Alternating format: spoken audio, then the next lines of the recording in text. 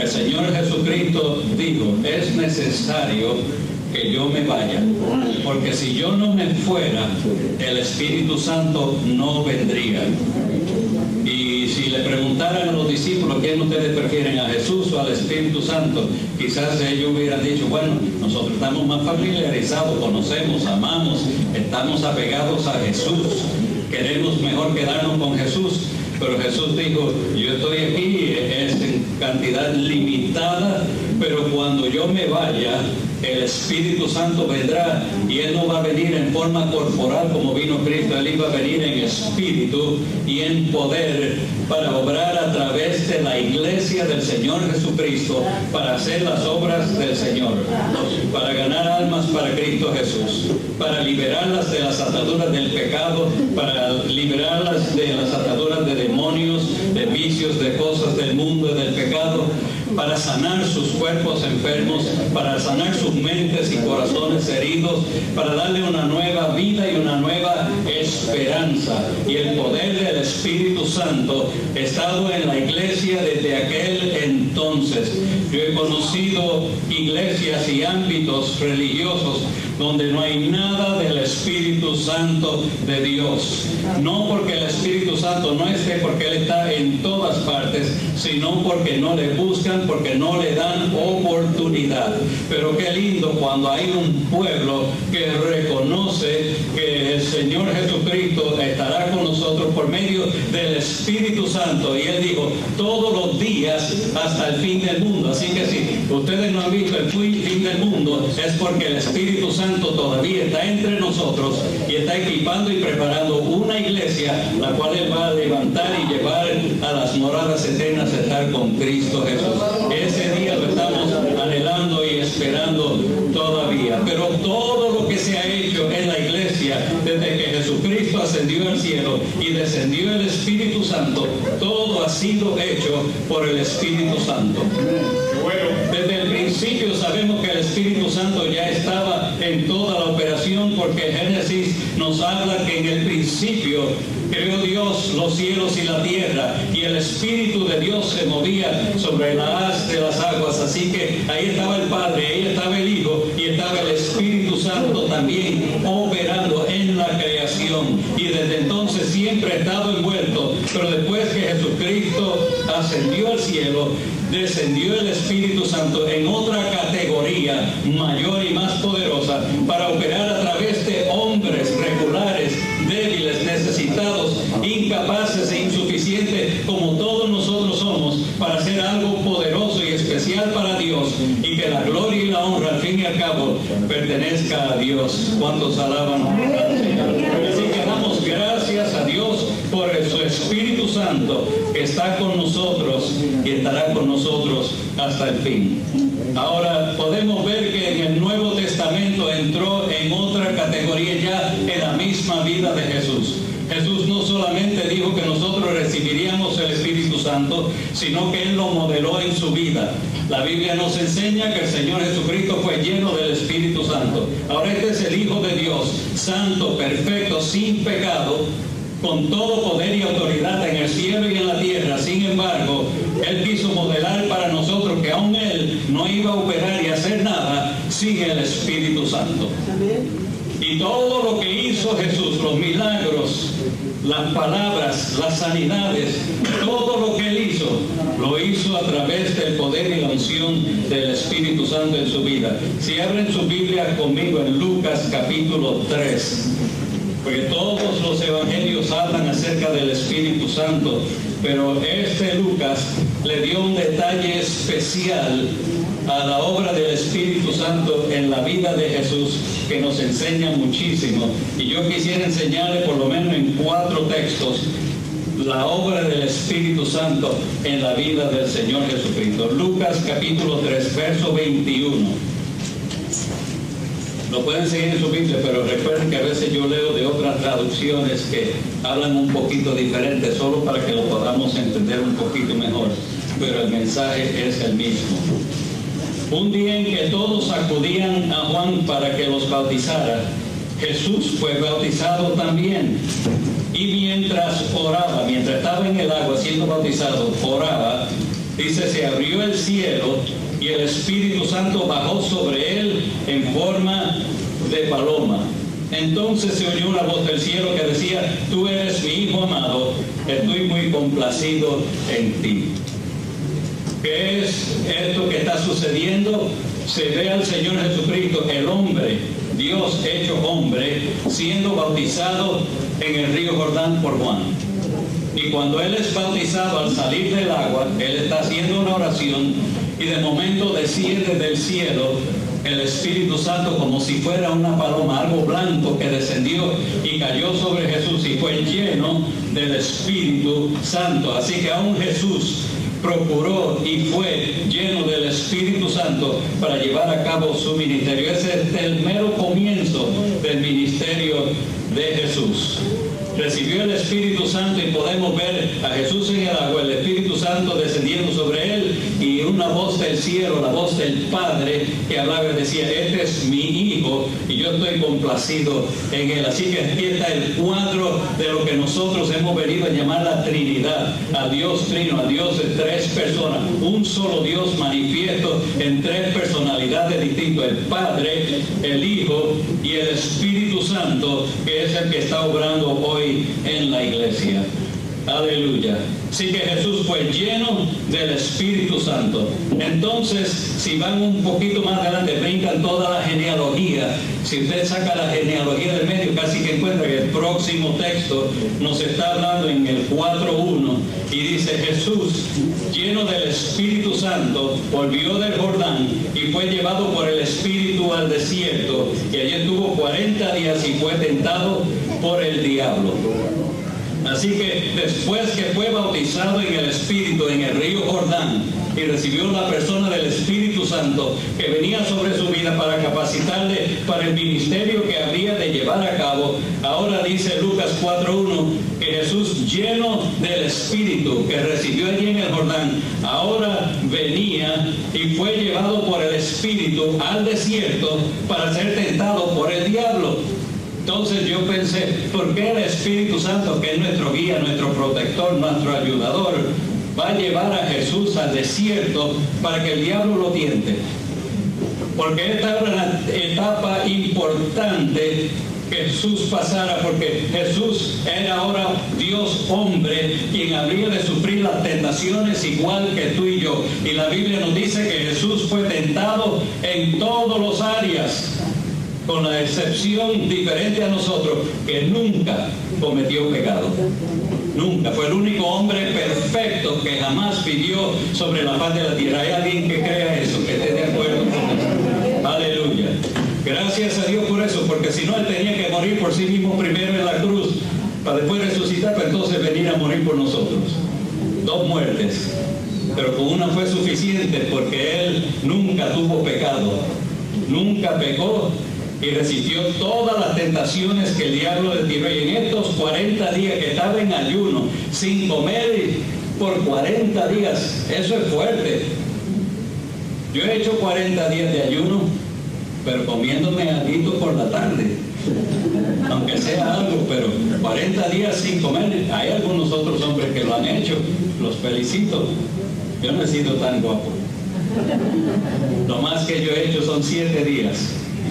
Pero Jesús hizo 40 y otros han hecho 40, pero Jesús en esos 40 días sin comer y el cuerpo estando débil, y no estaba en una casa, no estaba con una camita cómoda, no estaba en un sitio seguro, sino que estaba en el desierto, afuera, la intemperie, allá afuera en el monte. Allí estaba pasando estos 40 días. Eso tiene que haber sido extremadamente difícil. Y allí se le presenta el diablo y le tira tentación tras tentación, especialmente las 3 que registra después la palabra del Señor. Tentaciones a ver cómo le destruye su oportunidad de ejercer el ministerio, de salvar las vidas que Él vino a hacer por nosotros. El diablo trató con todo lo que tenía, pero no pudo vencer, porque Jesús estaba lleno del Espíritu y lleno de la palabra de Dios. Y con todas las tentaciones que vinieron, Él resistió con la palabra de Dios. La palabra dice, la palabra dice, la palabra dice, y con la palabra contradijo toda tentación que le presentó el diablo en esta ocasión.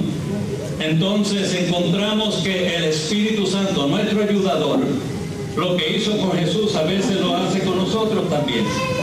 Nos permite entrar en ciertas pruebas, nos permite entrar en ciertas tentaciones.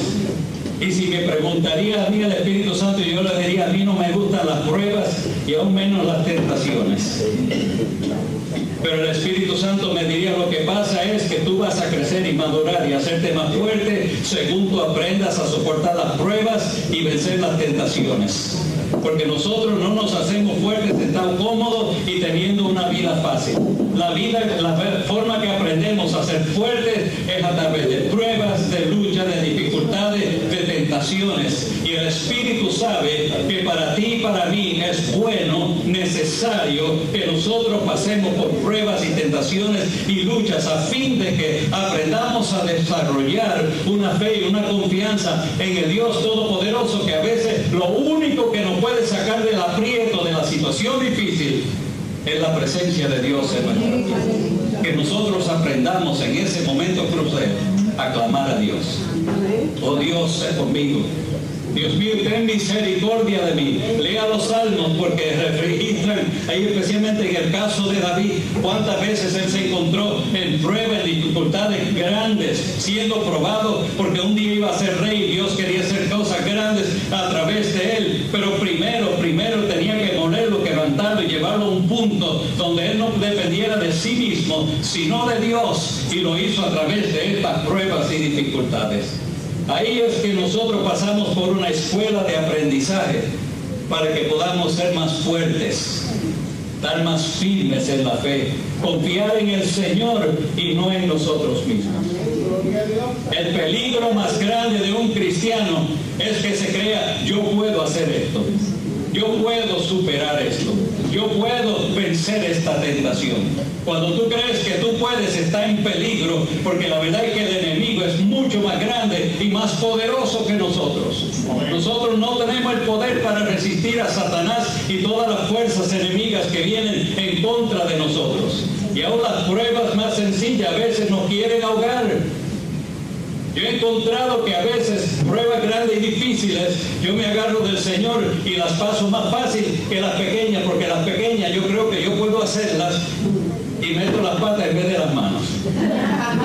Y me encuentro en una situación donde tengo que decir: Señor, pero esto es tan pequeño, ¿qué pasa conmigo? Y entonces tengo que aprender, es que no eres tú, tienes que agarrarte de mí, tienes que depender de mí para todo, porque separado de mí nada puedes hacer. ¿Cuándo vas a entender eso?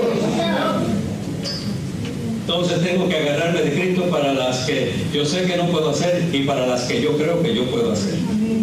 Todo lo puedo en Cristo, que me da la fortaleza. Aleluya. Así que Jesucristo, lleno del Espíritu, vino del Jordán para ministrar después que fue tentado. El 4:1, Jesús, lleno del Espíritu Santo, volvió del Jordán.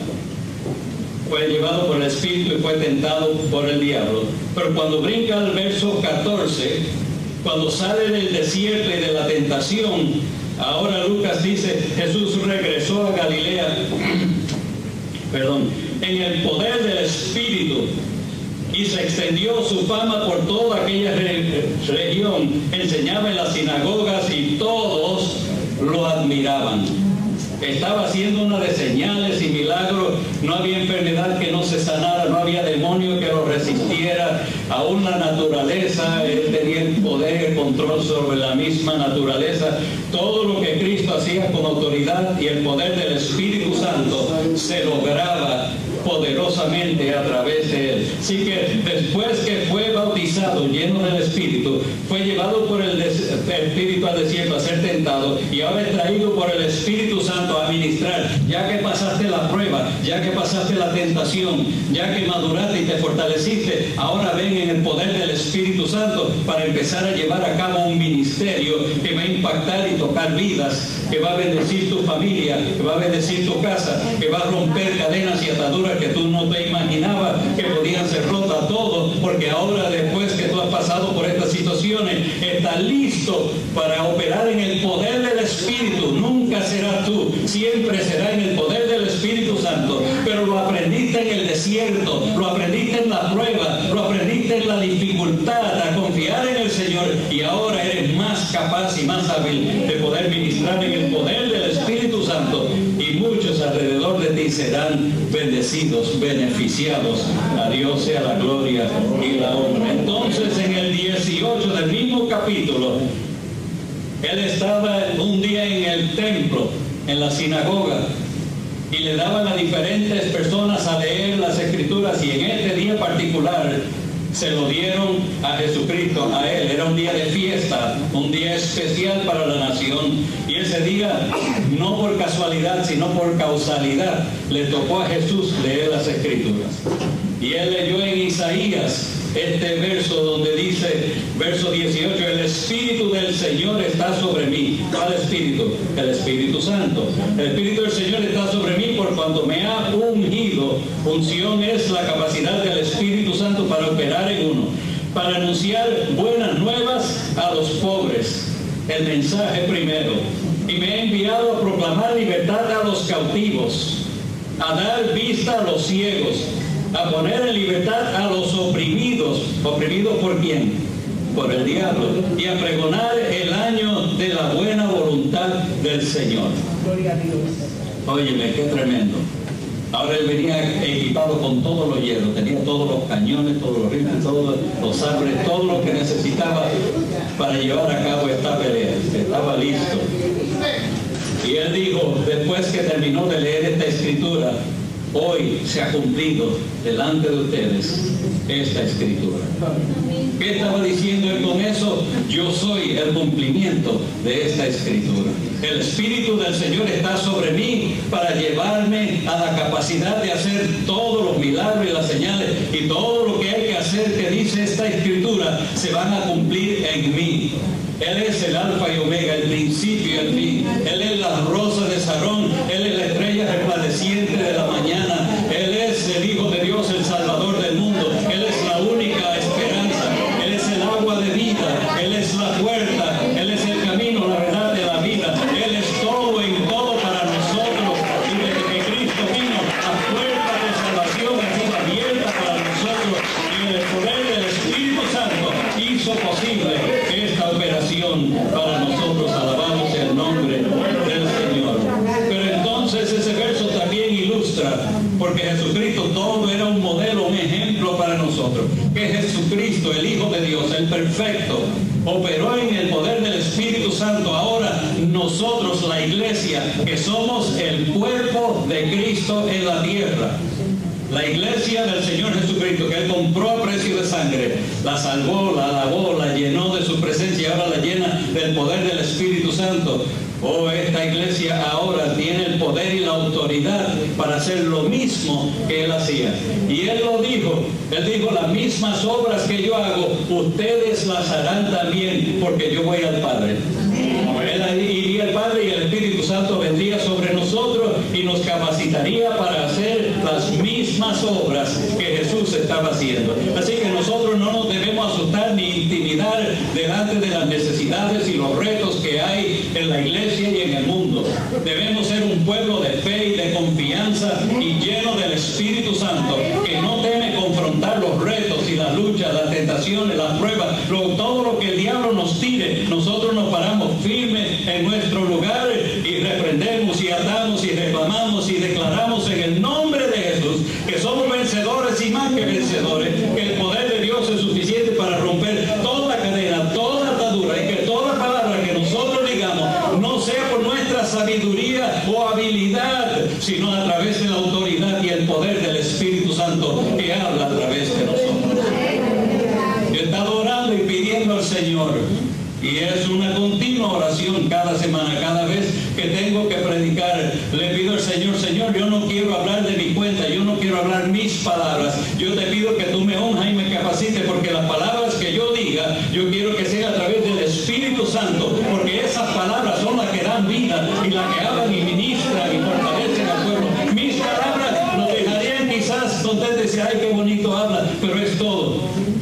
Pero cuando viene algo que impacta las mentes y los corazones y nos lleva a una transformación, a una obra mayor, eso fue el Espíritu Santo que estaba hablando a nuestras vidas.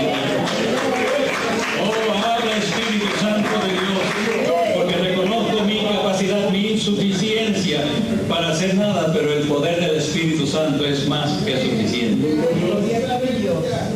Más adelante Lucas, hablando en el libro de Hechos, escribiendo ahí acerca de la experiencia de la iglesia del Señor Jesucristo cuando se iba expandiendo. Dice en el capítulo 10 de Hechos y verso 37. Ustedes conocen este mensaje que se difundió por toda Judea, comenzando desde Galilea, donde Jesús comenzó su ministerio.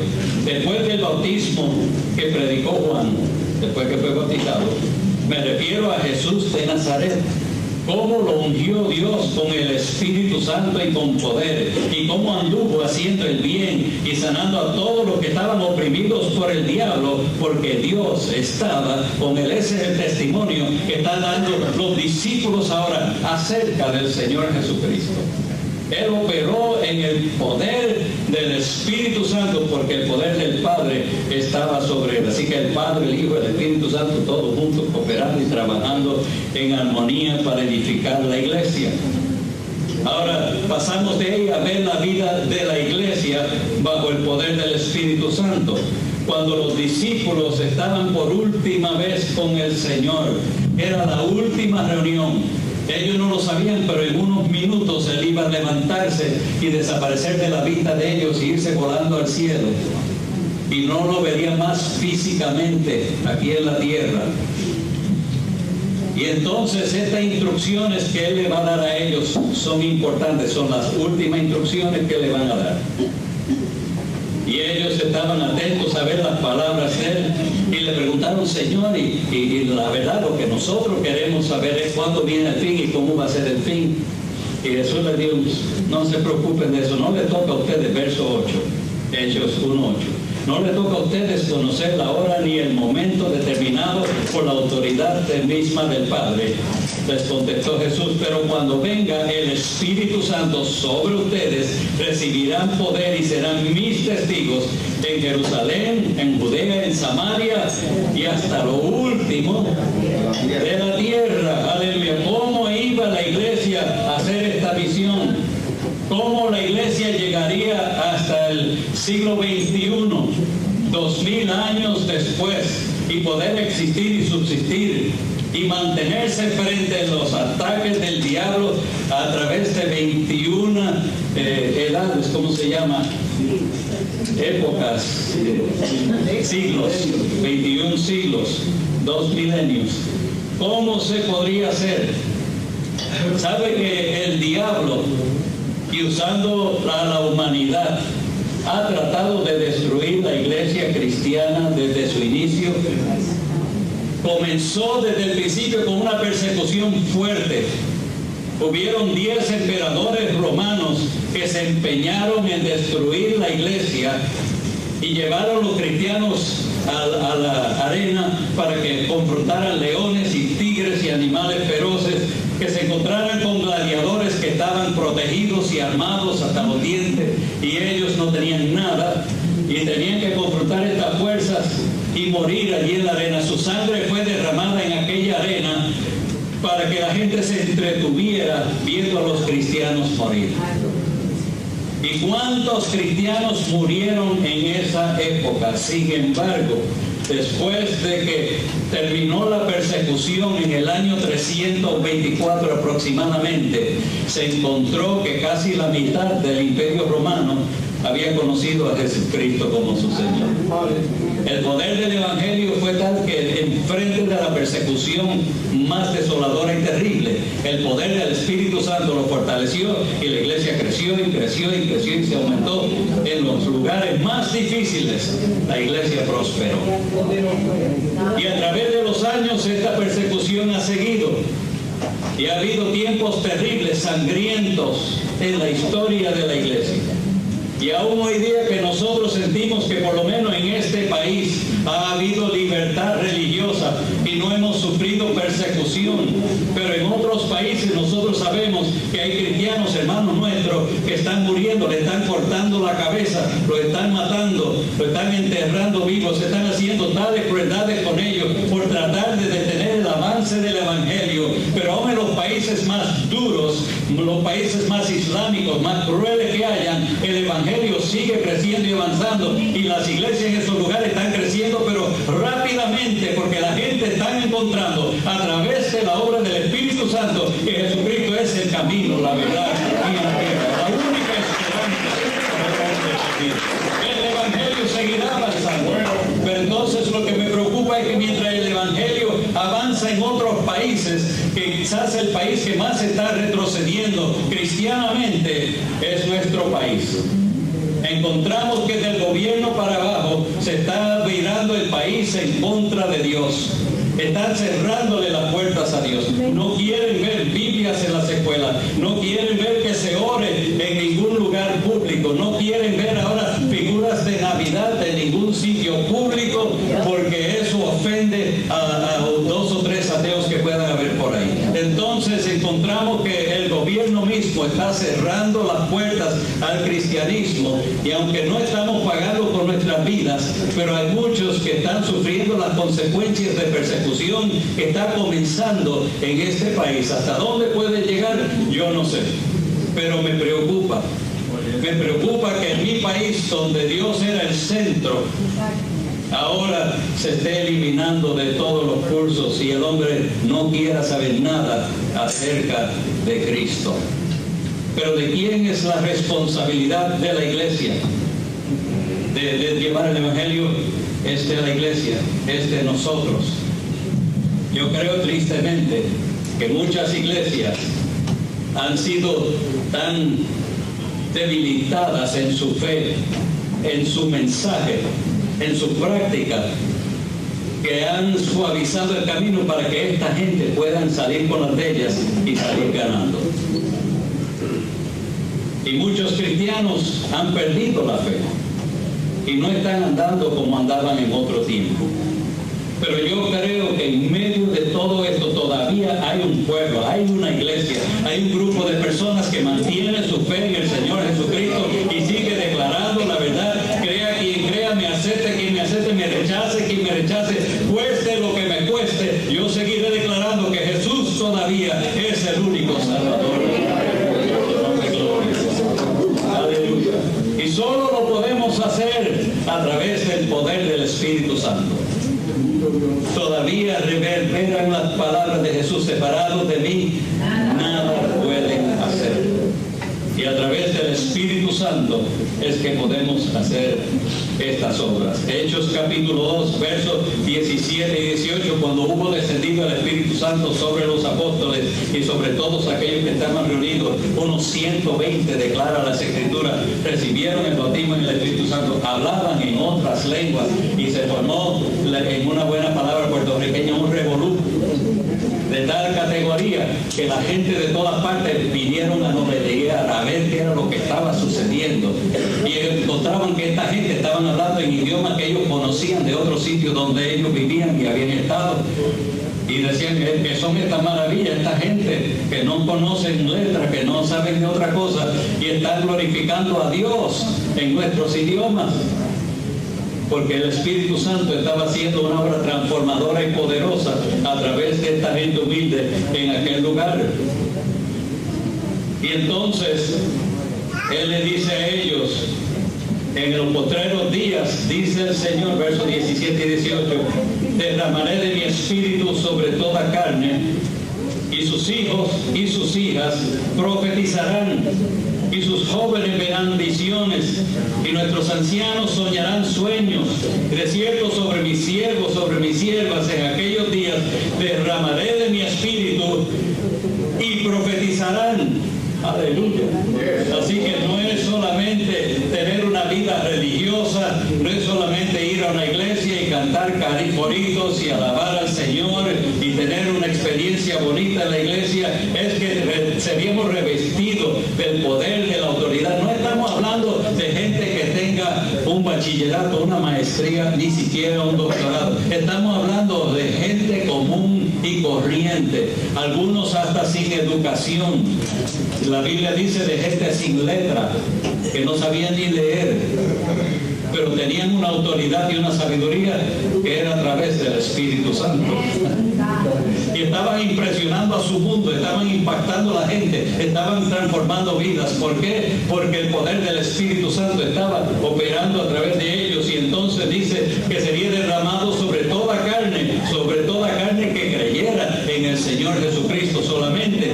Pero no había control de si era blanco o moreno, si era de un país o de otro, de qué educación tuviera, qué estación tuviera en la sociedad. Nada de eso importaba. Hombre o mujer, grande o pequeño, joven o anciano, todos estarían capacitados por el poder del Espíritu Santo para hacer cosas mayores que lo que ellos humanamente pudieran hacer, porque el Espíritu Santo estaría sobre ellos para ayudarlos. Y yo ahí diría un buen amén y gloria a Dios. Aleluya. Yo no sé por qué el Señor me permitió, porque no me ha servido, en mi opinión, hasta el día de hoy en ningún beneficio, pero me permitió tener una maestría. Pero sabe que todas las cosas que yo logré en el ministerio, aún la superintendencia, la logré y no tenía sino un instituto bíblico. No tenía ni siquiera un asociado. No tenía la educación, no tenía la preparación, no tenía, para mi opinión, las facilidades, la habilidad, no tenía la palabrería, no tenía el carisma, no tenía nada de lo que yo pensé que se requería, pero Dios le plugo de todas maneras llenarme de su espíritu y llevarme a esos lugares y hacer lo que Él quiso hacer para que la gloria sea de Dios. A mí me complace decir esto, porque entonces yo me puedo parar delante de usted y decir: mira, no importa dónde tú estés o que tú hayas hecho, que tienes o no tienes, si tú te rindes al Espíritu Santo, Él puede hacer cosas maravillosas. Si Él lo hizo conmigo, lo puede hacer contigo también. Gloria sea al Señor. Sobre toda carne, y sus hijos, ¿cuántos quisieran ver a sus hijos profetizando? Aleluya. Aleluya, qué lindo sería eso. Hablando en lenguas, trayendo interpretación de lengua, orando por los enfermos y que los enfermos se sanen. Yo quisiera ver que de mis hijos hubiera uno que levantara un muerto, no por resucitación,